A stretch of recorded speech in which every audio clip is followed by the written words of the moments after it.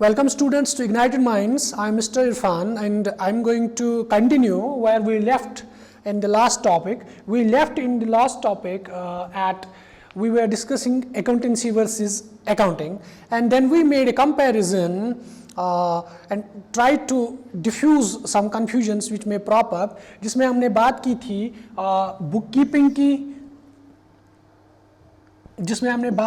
Bookkeeping की, और हमने फिर अकाउंटिंग और फिर अकाउंटेंसी, ये तीन चीज़ों का हमने उस वक्त क्लैरिटी की थी कि ये नैरोअर क्यों है, क्योंकि इसमें हमारे 5 ही स्टेजेस आते हैं अकाउंटिंग प्रोसेस के, यानी कि इसमें हमें आता है identifying, measuring, recording, classifying and summarising, और अकाउंटिंग में ये 5 के एक्स्ट्रा एनालिसिस एंड इंटरप्रिटेशन आता है। और अकाउंटेंसी की जहाँ तक बात है, हमने कहा था कि अकाउंटेंसी में क्या है कि अकाउंटेंसी ब्रॉडर टर्म है, इसका स्कोप ब्रॉडर है क्योंकि इसमें बहुत सारे टेक्निक्स मेथड्स हैं जो हम इम्प्लीमेंट करते हैं। कभी कभार ये भी कहा जाता है कि अकाउंटिंग वहाँ से स्टार्ट होती है जहाँ से बुक कीपिंग ख़त्म होती है।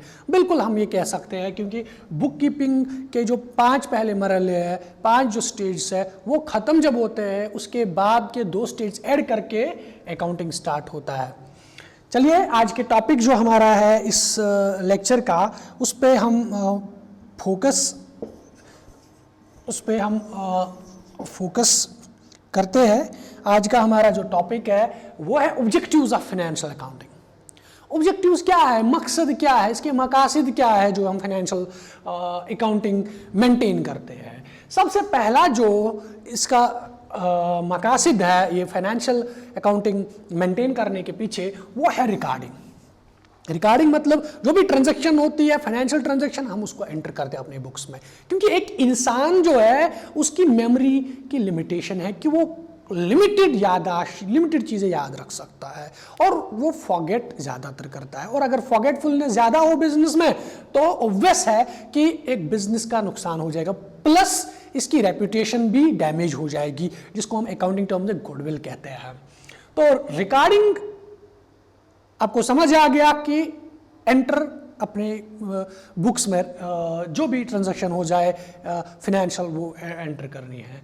फिर दूसरा है प्लानिंग क्या मकसद है इस सब्जेक्ट का, फाइनेंशियल अकाउंटिंग का, वो ये है कि जब आपने रिकॉर्ड रखा होता है कि जी मेरे कितने एक्सपेंसेस किस किस चीज़ पे लग रहे हैं और मेरी जो इनकम है वो कहाँ से आ रही है, और मेरे जो एसेट्स है कि कौन कौन से अप्रिशिएट हो रहे हैं, कौन कौन से डेप्रिशिएट हो रहे हैं, मैंने जो कैपिटल लगाया है, मैंने जो पैसा बिजनेस में लगाया है, वो कितना रिटर्न मुझे वहां से दे रहा है, उस पर मैं कितना नफा कमाता हूं, जो मेरा कर्जा है वो किस हद तक मैं उतार रहा हूं, किस रेट पे या किस परसेंटेज पे मैं वो सालाना या माहाना कैसे मैं उतार रहा हूं, तो उससे आपको मदद मिलती है कि आप फ्यूचर के बारे में प्लान कर सकते हो।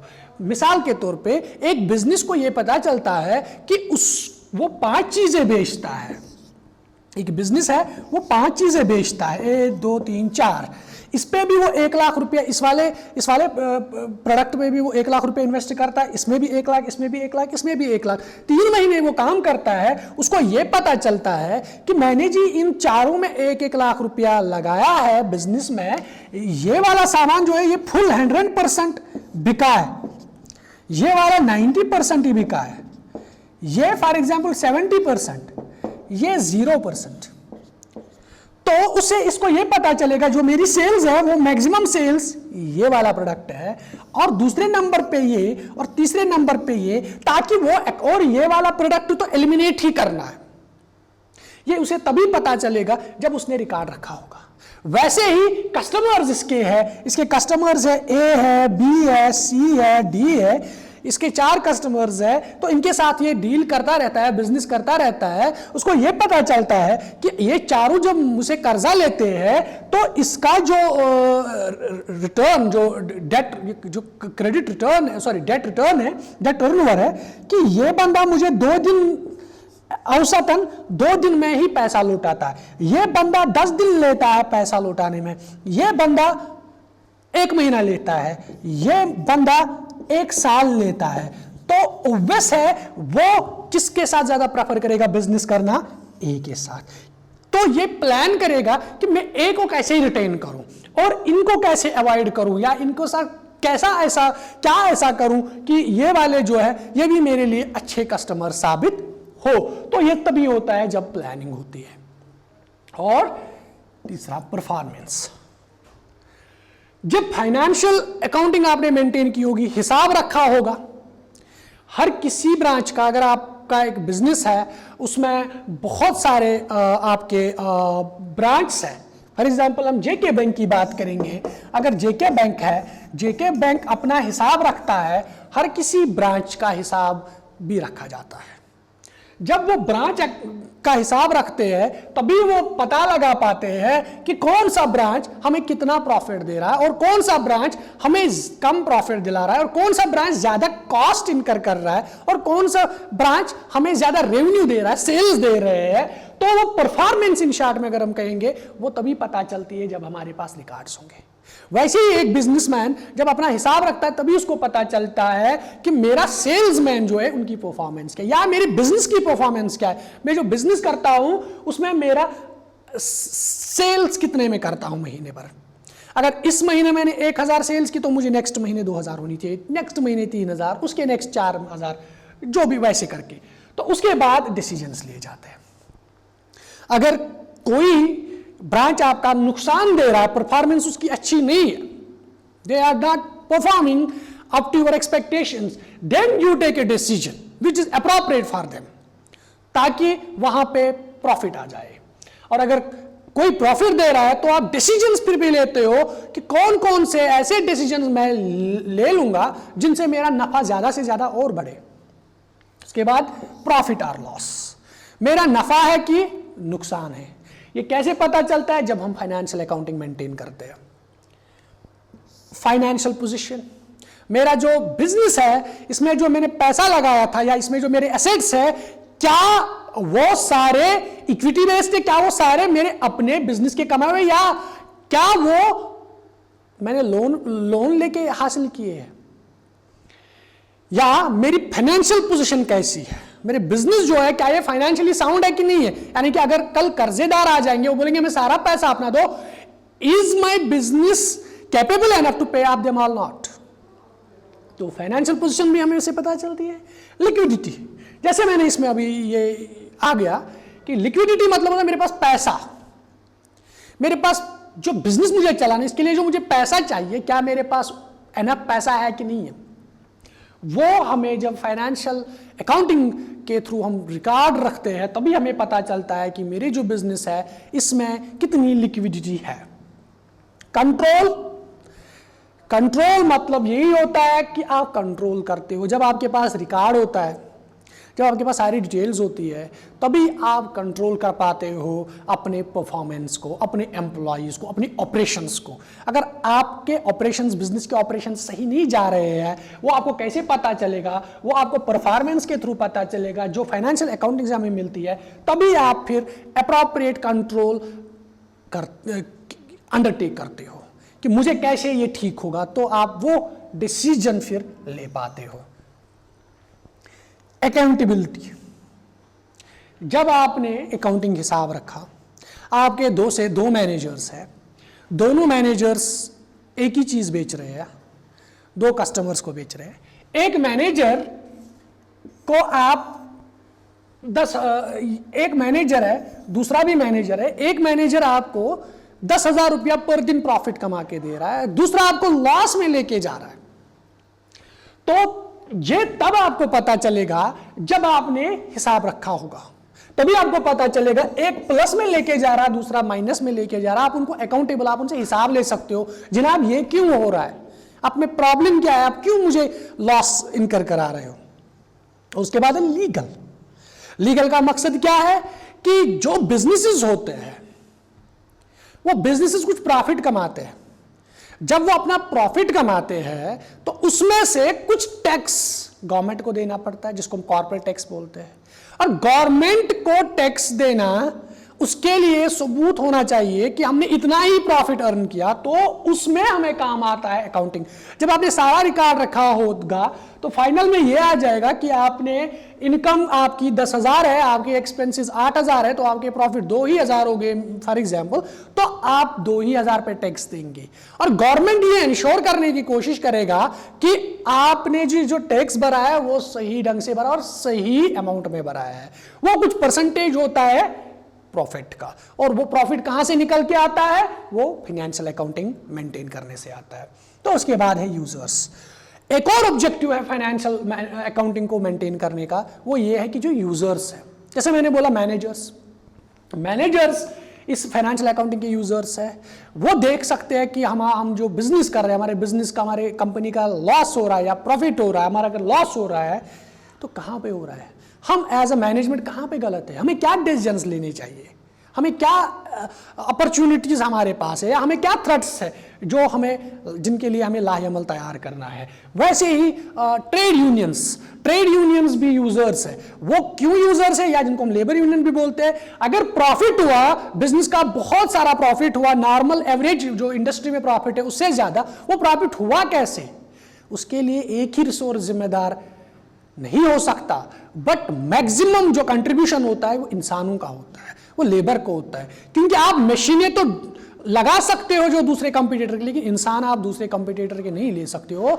इसीलिए यूजर्स जो है वो भी एक ऑब्जेक्टिव है हमारी फाइनेंशियल अकाउंटिंग का, कि हम अपने यूजर्स जो हमारे हैं उनको भी इंफॉर्मेशन दे सके।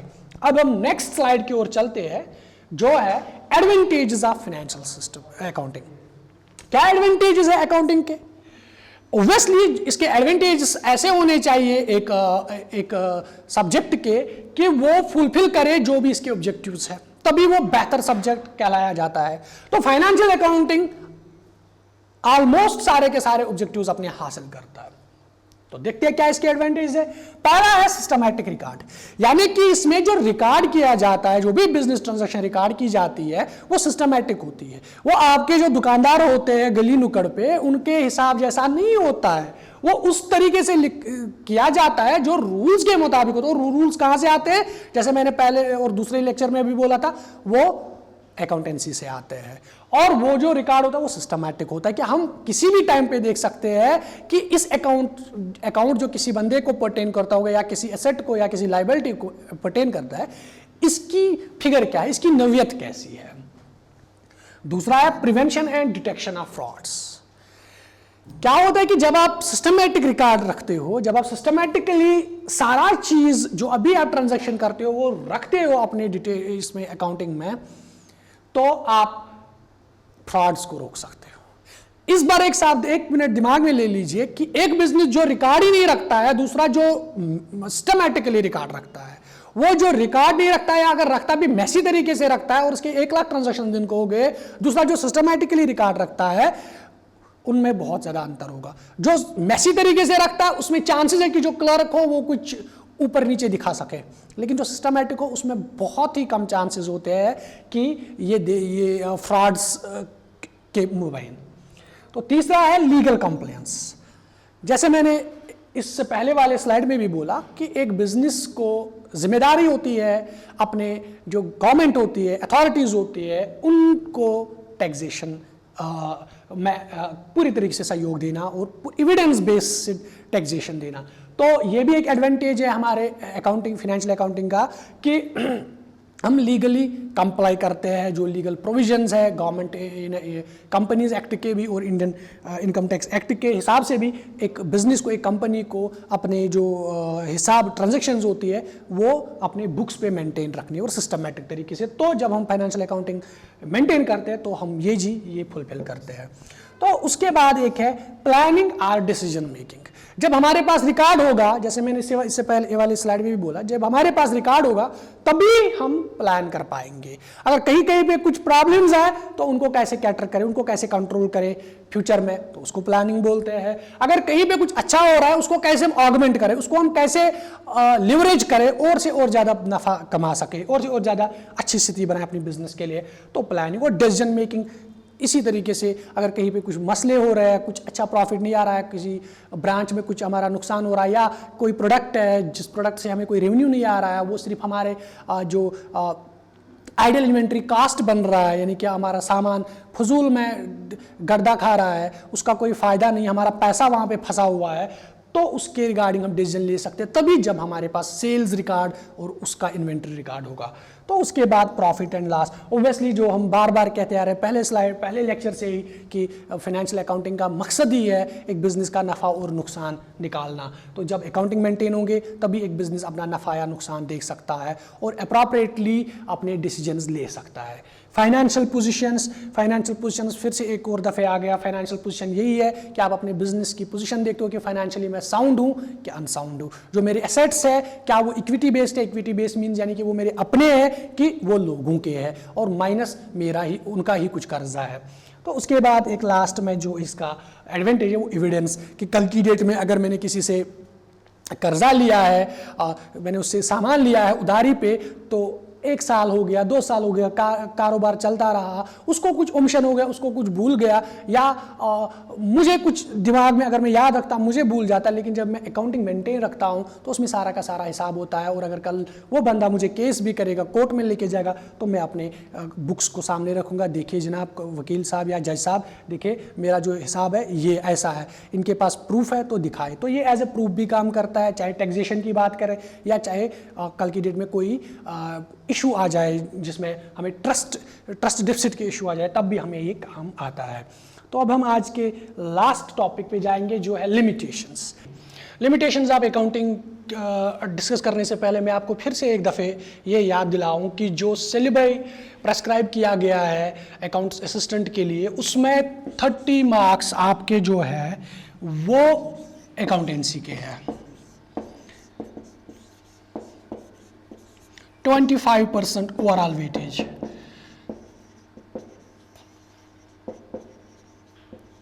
गर्ज ये दोहराने का ये है कि आप इस पे ज़्यादा से ज़्यादा फोकस करिए। जो भी मैं यहाँ पे पढ़ाता हूँ, अगर आपको कोई भी डाउट लगता है तो प्लीज़ आप हमें कमेंट बॉक्स या हमारे ईमेल आईडी पे हमें सेंड कर दीजिए, ताकि हम इंश्योर करें कि आपके ये 30 के 30 मार्क्स आपको मिल जाए। तो अब बात करते हैं हम अपने टॉपिक की। जो अभी हमारा टॉपिक है वो है लिमिटेशंस ऑफ अकाउंटिंग। तो लिमिटेशंस ऑफ अकाउंटिंग क्या क्या है? पहली लिमिटेशन ये है कि नॉट फ्री फ्रॉम बायस। मतलब क्या है इसका कि जब भी आप अकाउंटिंग की बात करते हो तो ये बायस से फ्री नहीं है। यानी कि जो अकाउंटिंग कीपर्स है, यानी कि जो अकाउंटिंग डेटा रिकॉर्ड करने वाले हैं या फिर इसको क्लासिफाई करने वाला स्टाफ है या फिर इसको एनालाइज और इंटरप्रेट करने वाले लोग हैं, वो इंसान ही है, तो वो बायस हो जाते हैं कभी कभार। चाहे वो ज़्यादातर जो बायसनेस आती है वो हमें एनालिसिस के पार्ट पे आती है कि अगर एक इंटरप्रेट जो रिजल्ट्स आते हैं वो डिफरेंट तरीके से किए जाते हैं। अगर एक बिजनेस में इनकम हमारे 2 ब्रांच है, फॉर एग्जांपल एक ब्रांच ए ब्रांच और हमारा बी ब्रांच है। ए ब्रांच में हमारी जो इनकम है वो 1000 करोड़ है और जो इसका लॉस ये एक्सपेंसेस है वो 1100 करोड़ है, करेक्ट। और दूसरा जो है उसमें हमारी जो इनकम है वो 1000 करोड़ है और दूसरा उसमें जो एक्सपेंसेस है या एक्सपेंसेस है वो हमें हम कह सकते हैं 10,000 सॉरी यहाँ पे ये 10,000 हो गया, इसको आप काटिए, वो 1100 नहीं, वो 1000 ही है, ठीक। मतलब गर्ज यहां पे हमें नो प्रॉफिट नो लॉस है, जिसको हम ब्रेक इवन भी बोलते हैं, नो प्रॉफिट नो लॉस। और यहां की अगर बात करें यहां पे लॉस है। तो अगर हम अपने यूजर जो है, अपने मैनेजर्स सॉरी अपने जो ओनर्स है, हम उनको ऐसे ये रिजल्ट्स इंटरप्रेट कर सकते हैं। हम उनको बता सकते हैं जी आपका 10% लॉस है। तो 10% तो यूजुअली लगता है छोटा मोटा है, लेकिन अब अगर उनको हम ऐसा बताए, ऐसे इंटरप्रिटेशन दे, ऐसे कम्युनिकेट करें कि आपका 100 करोड़ लॉस है, तो 10% सुन के थोड़ा नॉर्मली लगता है, कूल लगता है, लेकिन जब 100 करोड़ सुनेंगे तो obviously it has an impact. So the accounting process in toto is not free from bias and it can creep in. Bias कभी किसी भी स्टेज पे क्रीप इन हो सकता है. ये जी रिकॉर्डिंग के टाइम भी हो सकता है, ये क्लासिफाइंग के टाइम भी हो सकता है, ये समराइजिंग के टाइम भी, एनालाइजिंग के टाइम पे भी और कम्युनिकेशन के टाइम पे भी. तो ये इसका पहला जो लिमिटेशन है. दूसरे लिमिटेशन की हम बात करें, दूसरी जो इसकी लिमिटेशन है वो है एरर ऑफ ओमिशन. दूसरा हमारा जो लिमिटेशन है वो है error of omission. Error of omission क्या होता है? एरर ऑफ ओमिशन हो जाता है कि आप भूल जाते हो रिकॉर्ड करना. एक अकाउंटेंट है, ट्रांजैक्शन हो गई और वो ट्रांजैक्शन लिखना ही भूल गया. फॉर एग्जाम्पल हमारा छोटा मोटा बिजनेस है, एक हमारा बंदा, एक हमारा कस्टमर है जिसने हमारे 1 लाख रुपए का सामान उधार ले लिया, हम ये भूल गए उतारना. तो जब कल हम देखेंगे प्रॉफिट तो उस पर असर होगा, क्योंकि ये 1 लाख रुपया हमने सेल किया, वो हम भूल ही गए उतारना. तो रिजल्टेंट क्या होगा? रिजल्ट ये आ जाएगा कि हमारा जो प्रॉफिट होगा वो एग्जैक्ट नहीं होगा, उसमें 1 लाख रुपए की कमी होगी. और जो हमारी फाइनेंशियल पोजीशन है उसमें जो हमारा एसेट है, हमारी जो प्रॉपर्टी है, इस बंदे के पास हमारे पैसे है, ये भी नहीं दिखेगा. तो वहां पे भी इंपैक्ट कुछ और आएगा, वहां पे भी रिजल्ट डिफरेंट आ जाएगा. तो एरर ऑफ ओमिशन भी एक लिमिटेशन है जो अकाउंटिंग की है, क्योंकि अकाउंटिंग इंसान हैंडल करते हैं, ये खुद ब खुद हैंडल नहीं होते, इट्स नॉट सेल्फ करेक्टिंग. तो तीसरा हमारा है हिस्टोरिकल डेटा. हिस्टोरिकल डेटा मतलब क्या होता है कि अकाउंटिंग में हमारा ये रूल है कि जिस प्राइस पे आप चीज को ले लेते हो उसी प्राइस पे उसको दर्ज करो. अगर मैंने जी हमारे बिजनेस ने एक जमीन ले ली, पीस ऑफ लैंड ले लिया, ये उसने 1 लाख रुपए में ले लिया इस साल, तो हम अपने प्रॉपर्टी को कितना दिखाएंगे कल अकाउंटिंग के हिसाब से? 1 लाख रुपया. दूसरे साल क्या उसकी प्राइस वही होगी? नहीं, उसकी प्राइस ऊपर हुई होगी, अप्रिशिएट हुआ होगा, तो मे भी उसका प्राइस 2 लाख हुआ होगा. लेकिन क्या हम वो अकाउंटिंग में दिखाते हैं? नहीं. तो जो हमारी प्रॉपर्टी बिजनेस की होती है अकाउंटिंग के हिसाब से वो कम होती है. अगर उस जमीन के टुकड़े के साथ ये हमारा जो रिकॉर्ड, हमारी जो फाइनेंस दिखाती है, हमारी जो फाइनेंशियल अकाउंटिंग दिखाती है, हमें 1 लाख रुपए की 10 लाख रुपए की प्रॉपर्टी, उसमें 1 लाख का लैंड है. दूसरे साल क्या ये ऐसा ही होगा? एज्यूमिंग कि बाकी सारे जो भी प्रॉपर्टी है वो अपने ही रेट पे है, तो क्या नेक्स्ट ईयर भी हम 10 लाख ही दिखाएंगे? लॉजिकली तो नहीं होना चाहिए ऐसा, क्योंकि जमीन की रेट तो ऊपर जाती है, तो ये 10 लाख से ऊपर होना चाहिए. लेकिन अकाउंटिंग क्या कहती है कि जो हिस्टोरिकल प्राइस है उसी पे आपको अपना जो सामान है लिखना है, उसके एक्स्ट्रा नहीं लिख सकते. 20 साल क्यों ना गुजर जाए, इस लैंड का कीमत यही 1 लाख रुपया दिखेगा. 40 साल क्यों ना हो जाए, ये 1 लाख का ही रहेगा. इसी कंपैरिजन में अगर कोई एसेट लिया है, हमने वो एसेट को ही लिया है जिसकी हम डेप्रिसिएशन ही नहीं कर रहे हैं, हम बोल रहे हैं कि ये डेप्रिसिएशन फ्री, यानी कि इसकी कोई कीमत कम नहीं हो रही है यूज करने से या फैशन बदलने से या बहुत सारी चीजों से, तो उस वक्त भी हम हिस्टोरिकल डेटा की जो एक मिराज है, एक धोखा है, उसमें फंस जाते हैं. तो चौथा हमारा जो है वो है विंडो ड्रेसिंग.